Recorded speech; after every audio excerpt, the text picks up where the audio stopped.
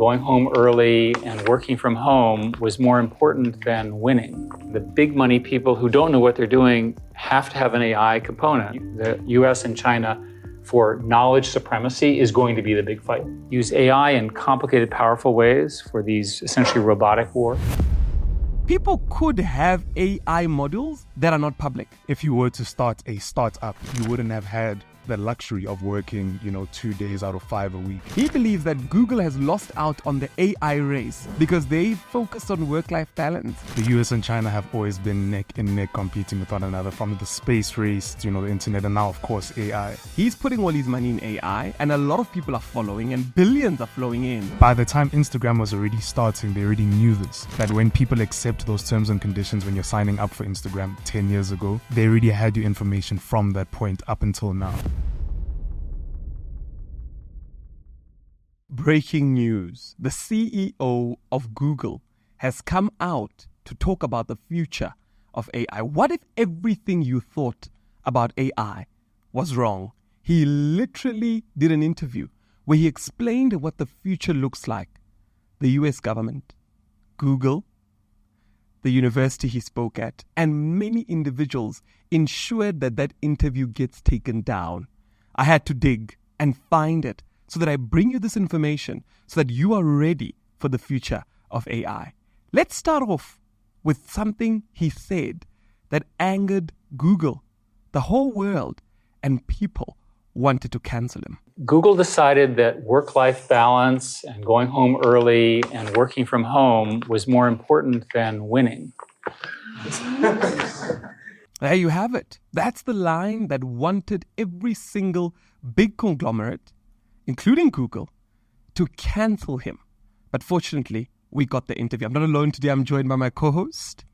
Mr. Hotomashian, is so great to be back again. And yeah, this interview was a lot. It was truly phenomenal. And really what we're going to do today is we're going to break down what the future of AI looks like. He literally said in that interview, you have no idea what is coming. So brace yourself, guys. We're going to look at the dark side of AI. We're going to look at the future, the energy crisis that could bring AI to its knees. We'll look at the predictions that are going to make human programmers extinct, controversial comments about the context windows, the agents, text-to-action capabilities. And there's a very big concern about AGI, China, and also just knowledge in general. So we're really going to cover everything. And I want you to brace yourself because at the end of this interview, you will be 10 times smarter than when you started. Now, let's start off with the first thing that quite shocked me, work-life balance. This is the former CEO of Google saying he believes that Google has lost out on the AI race because they focused on work-life balance, leaving the office at 5 o'clock and relaxing. I think this comes off of the back of COVID, obviously, when people were working from home. And a lot of companies continued that culture long after COVID. But I see what he's saying is that if you were to start a startup, you wouldn't have had the luxury of working, 2 days out of 5 a week. So I like that he did touch on that. A lot of people were not aware or were not happy about him saying that. But yeah, I think he might be right. Look, I think he's definitely wrong. And the reason why I think he's wrong is if you look at countries like China that have become global superpowers, the US, a lot of them were built on working hard, working long hours, and sacrificing time. So I definitely think that, it's one of those situations where he said the right thing, but the people that are trying to sell a lie out there are trying to sway him from saying that. Because if you're going to be in a new industry like artificial intelligence, of course, you have to burn the midnight oil and make sure that you do the right research and engage your hours to get it right because it's a competitive industry. Yep. And it's a very fast-paced industry. So I think that was something that was very interesting. But I think in all of this, he said something to the effect of, and I think this was the thing that blew my mind here, to say we could have a situation in the future where AI becomes dangerous. Listen to this. The amounts of money that are following me are so large. I think some of it is because the early money's been made and the big money people who don't know what they're doing have to have an AI component. And everything is now an AI investment, so they can't tell the difference. I define AI as learning systems that actually learn. So I think that's one of them. The second is that there are very sophisticated new algorithms that are sort of post-transformers. My friend, my collaborator for a long time, has invented a new non-transformer architecture. There's a group that I'm funding in Paris that has claims to have done the same thing. So there's enormous invention there, a lot of things at Stanford.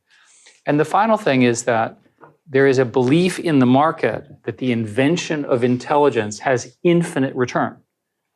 So let's say you put $50 billion of capital into a company.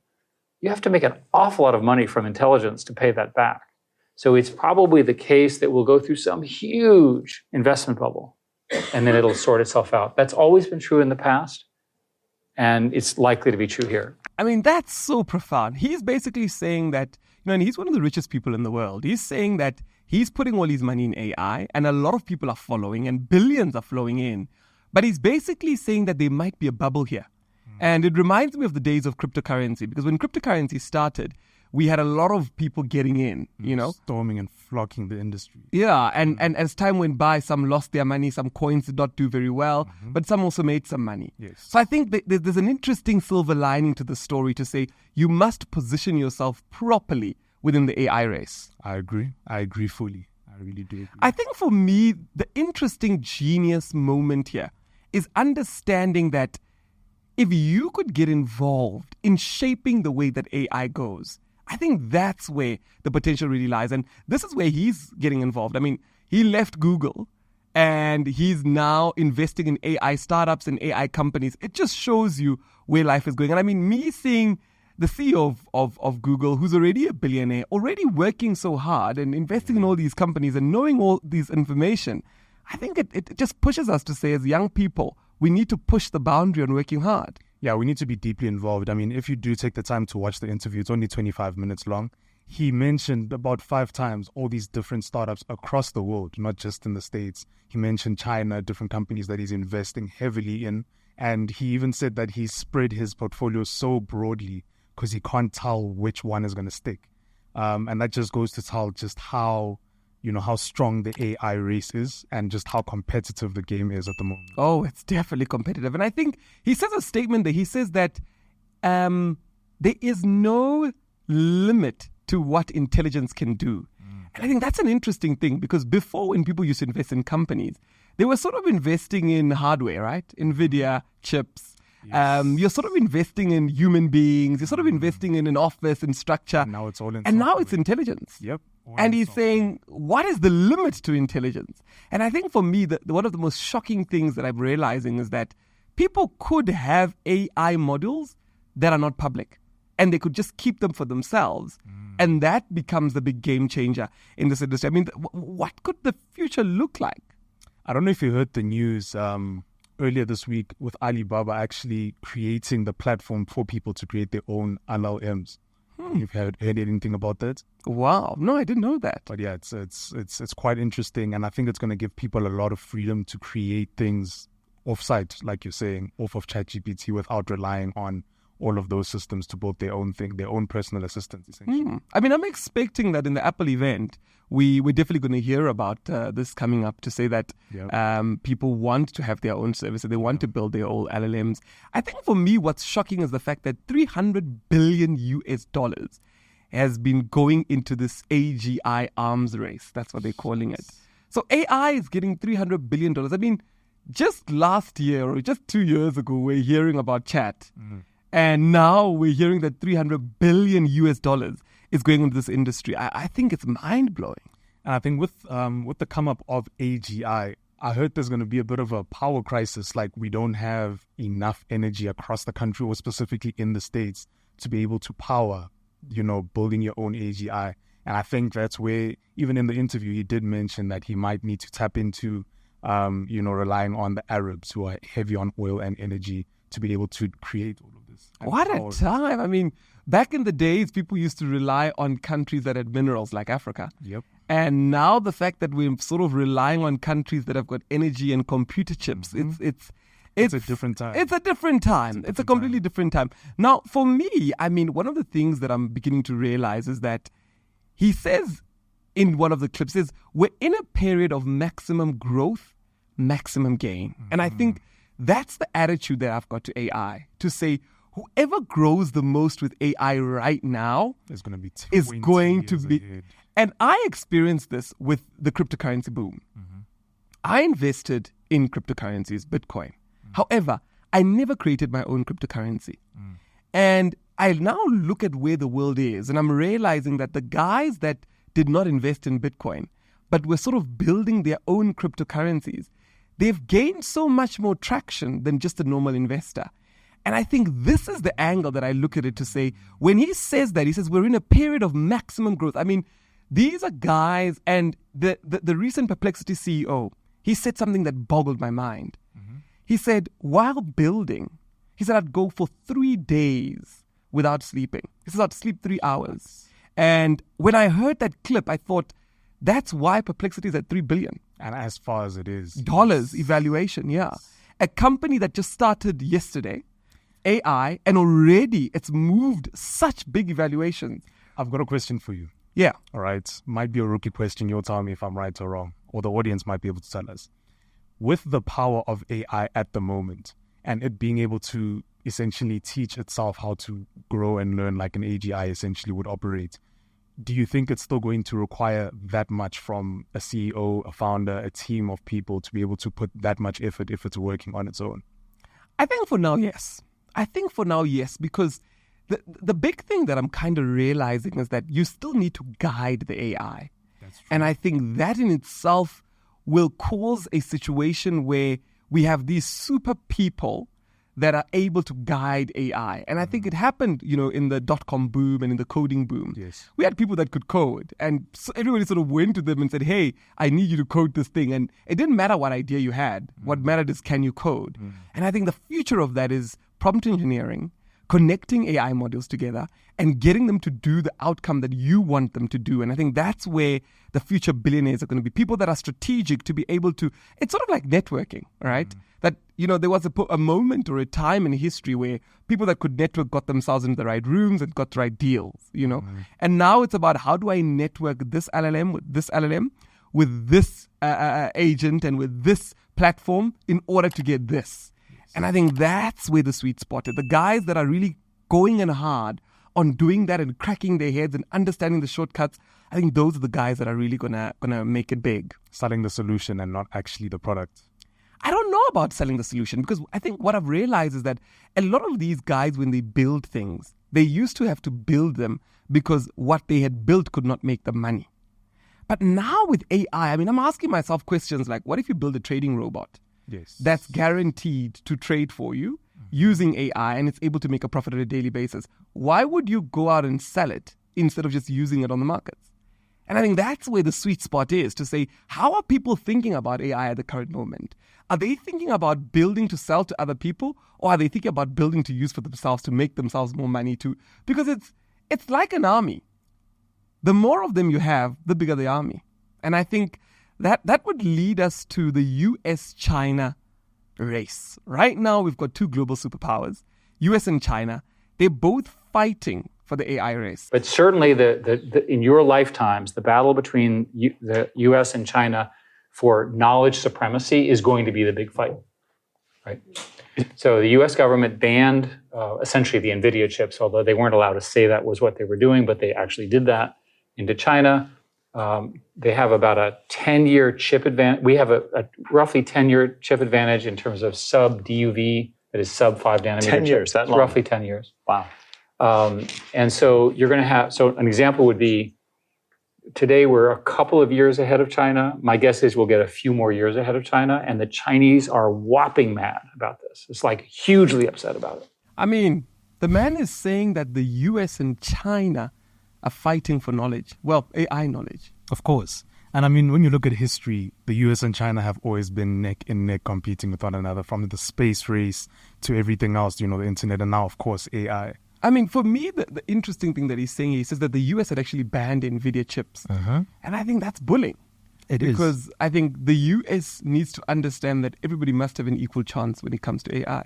But I think it's my belief that, the US is threatened by China, because China has the ability to catch up to this 10-year gap and probably surpass the US as well. So whatever government has got the best AI LLMs that they've built, or rather AI modules or whatever they'll be in the future, that's the government that will win. They'll be leading the world, essentially. So the AI robots will go and fight the AI robots from the US will fight the AI robots from China. Things will be happening virtually, and many people won't even realize it. But all of those decisions will be affecting everybody across the world, from the markets to natural resources, everything. But I mean, this also opens up an opportunity for global superpowers to emerge.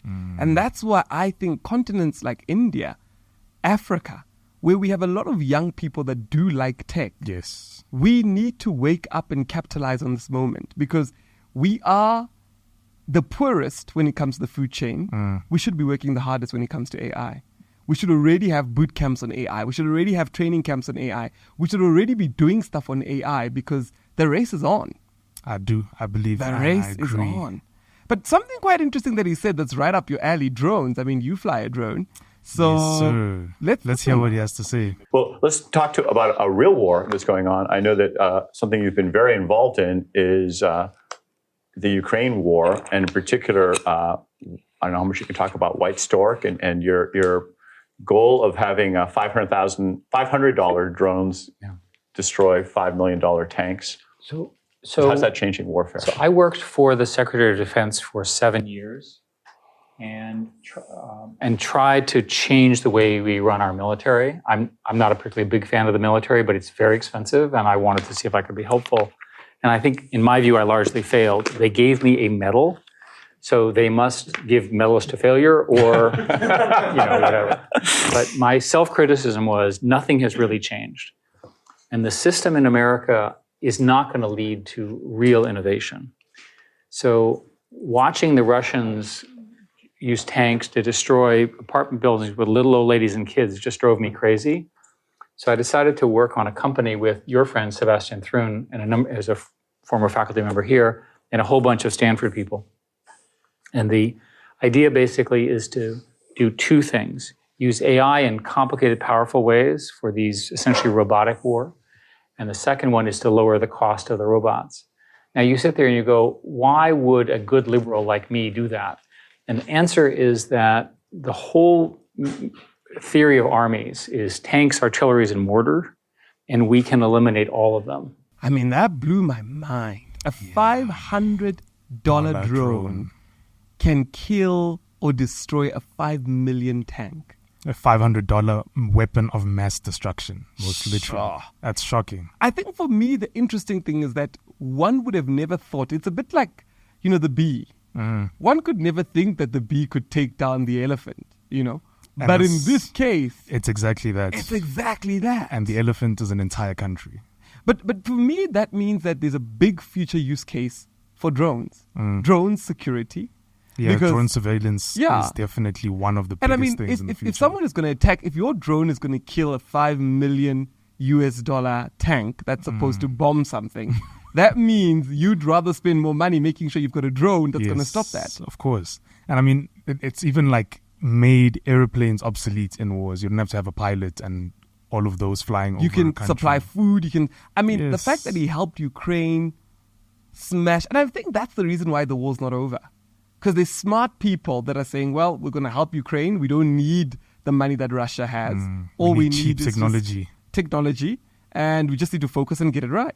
Well, that's very sad, to be quite honest, that they're spending less and still creating so much damage, ending lives. But I think, look, the ending lives part, definitely, that's very sad. But I think there's a bit of an interesting analogy here to say, in the future, money won't actually be your strength. It's going to be intelligence. It's going to be intelligence, Because we're now seeing somebody who's building or owning something for $500 now destroying somebody who has or owns something for $500 million. I mean, we're going to see drone insurance soon. Like, is your house insured against a drone attack here? Of course. But for me also, it's interesting to see that AI is being used in the military. And I think that's going to be a bit concerning because then, China and the US, they're going to now make drones that can go and shoot people, or like robots that can go and shoot people. I'm of the belief that they've been using it long before this entire AI race even began. Because I know majority of technology that is introduced to the public, to the general public, is always used long before within private governments and the military before it's released to the public. So I think they've been using this in many different ways that we may not be aware of yet. But I definitely think that we're at the infancy stage. And as definitely, much as you're saying that they have been using it, I definitely agree. But I think the AI ship has not sailed yet Still at the because docks. majority of the people still think AI is just you texted, it replies to you. They haven't even gotten to understand all the That's things actually that it so can do. scary when you look at that, but they're using platforms like X, like your Twitters, like your TikToks, which are heavily investing millions, if not billions of dollars into the AI race. Yet people are not aware of it. They're just using ChatGPT to answer a simple exam question.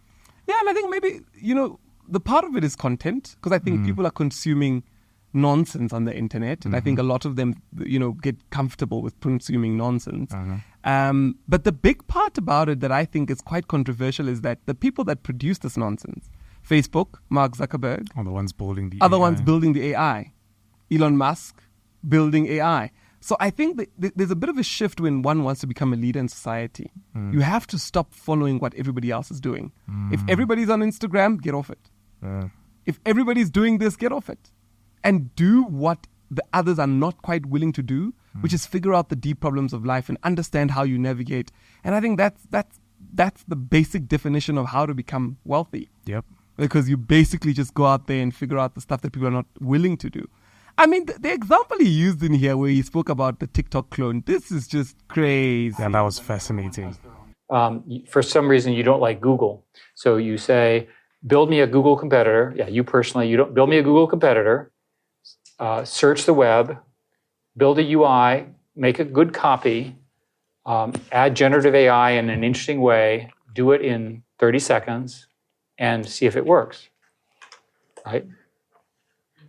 So a lot of people believe that the incumbents, including Google, are vulnerable to this kind of an attack. Now, we'll see. I mean, for me, that's very interesting because he's basically saying to people that you could just use Google, build an AI on top of Google, and let people use it as SaaS, let people use it, and you'd be using Google's data. Yep, exactly. Exactly. For me, my biggest concern with this, and I think the more it happens, the more I realize that people are not quite aware that data is actually available. Because when I started looking at AI, I started Googling myself on AI, right? And when AI is telling me about me, I thought, who's giving AI this information? Then I thought, oh, actually, it's all Instagram, available. I'm giving information out. YouTube, I'm giving information out. All these platforms are giving information out. All you need to do is get the data. Data is the new oil. Of course. Extract it. I don't even think it's the new oil. I think by the time Instagram was already starting, they already knew this. That when people accept those terms and conditions when you're signing up for Instagram 10 years ago, they already had your information from that point up until now. Sure. And it seems maybe they had already anticipated this AI race forming. I think for me also, it's important to understand that what this then means is that you could replicate a lot of stuff. Because through AI, you could say to your AI, go out there and find me a viral tweet and recreate the viral tweet. So that it can also go viral. Yeah. And I think a lot of it comes along the lines of, should then people be creative? Because a lot of artists have come out to say, especially in the NFT space, there were lots of artists that invested a lot of time in creating NFTs. And after some time, they came out and said, well, AI can now create beautiful art pieces. And people replicating thought, it. Yeah, replicating it. And obviously, with Mid-Journey, all these prompts, all these things. But I think for me, the most interesting aspect that remains is the fact that people must go in hard right now. I think that's the most important key. While I was watching this, I listened to this guy, and I think we need to be honest with ourselves, right? This man used to be the CEO of Google. Yep. He left Google.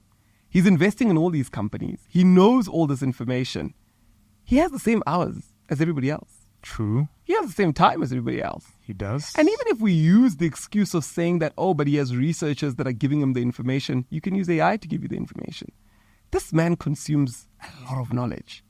Because what he's saying about AI, he's going beyond just, put in the input, get the result. He's long past that. And he's thinking governments and he's analyzing. And I mean, listening to this, I thought, okay, clearly reading one book a week is not enough. And it seems he's also filtered out a lot of content. Obviously, there's a lot of things that he can't share about the things that Google is going to do. But if he's already saying they're long behind all these other companies like your OpenAIs or your Perplexities.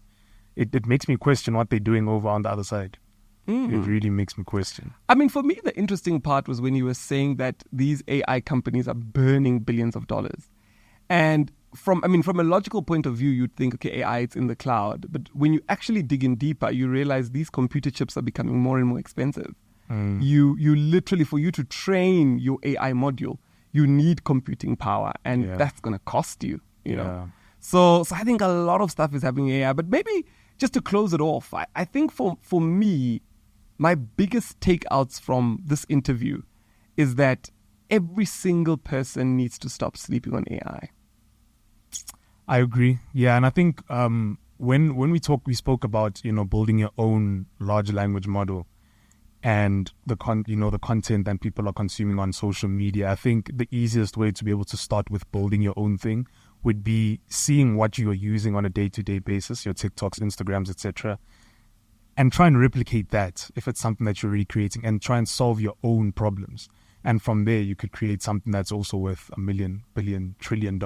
Definitely. I mean, I was listening to him explain a couple of, companies like your NVIDIAs, like your Opus Clips. And he was just saying that these are people that build solutions for themselves on these platforms. Yes. And they just white labeled it or wrapped it up in beautiful SaaS colors and sold it to everybody else as a subscription service. And he said something very profound, which I think is important. He said, it's not necessarily the guy who creates the map that becomes the billionaire. It's the guy who uses the map to create Uber that becomes the billionaire. Ooh, please say that again. It's not necessarily the guy who creates the map who becomes the billionaire. It's the guy who builds Uber and uses that map that becomes the billionaire. And I think that is where the opportunity lies. While everybody else might be thinking about building LLMs, which is good, don't get me wrong, I think the sweet spot comes when you use LLMs. I think that's really where the sweet spot is. When you've gotten your 10,000 hours of understanding how to build them, these AI agents, how to build a workflow, how to build all these things, and then you ensure that it's able to replicate itself. In other areas. I think that's really where the magic is. Maybe the only big thing that I think we're going to see very soon is I think governments are going to start taxing people that use AI or companies that are involved in AI. To sort of slow them, or to try and slow them down. And to try and control them. How are they going to tax it, though? How are they going to be able to detect these things? I think if it's something they're still building. A lot of the times, I think what they're going to do is that they'll just go directly to the LLM providers, and they'll just have to track everybody's API. I mean, in the future, I think instead of asking people for your identification number, they'll be asking you, what's your API? And I think a lot of data is going to be stored there, or it would be more about, are you willing to share your data keys or your data storage? Of course not. And I think that's really the future of identification, because the cyber world is really surpassing the physical world that we're in. And it can be hard for a lot of people to keep up. But as scary as it is, there's a lot of, like a really large gap for opportunity that a lot of people can profit from. Let's end off the interview with just giving some practical tips, because people often say that, after watching such an interview, what is it that they're able to do, right? I think for me, one of the things that really grew my knowledge in AI was finding small YouTube channels that belong to people that are building practical solutions and watching them build. It gave me the confidence to be able to build my own solutions myself. Because I think when it comes to AI, unfortunately, it's not the guy who has 5 million followers on Instagram that knows how to build. It's some old scroky man who's in his bedroom just building things, and then he goes on YouTube and shares them, and we're all like, whoa, this and he is tells amazing. You what he's selling, how much he's been selling it for, that and how he's people doing are it. using it. Yeah, and I think we're in such a beautiful world and such a beautiful time. But maybe just to talk about the dangers as well. Because I think that's one area that people don't realize. That as much as we have new technology coming in, as much as the internet came in and we're all using our phones now to transact, cybersecurity had to come in and control everything. Tell me how. I think we're going to see the red team hackers, I think we're going to see more companies built out of that. Companies that are built to break down systems. LLMs, yeah. Because I think we're going to have a lot of LLMs that could be corrupted, like for a certain bias. Who should I vote for? And the LLM tells you, and I mean, it's already told you everything else that was accurate, right?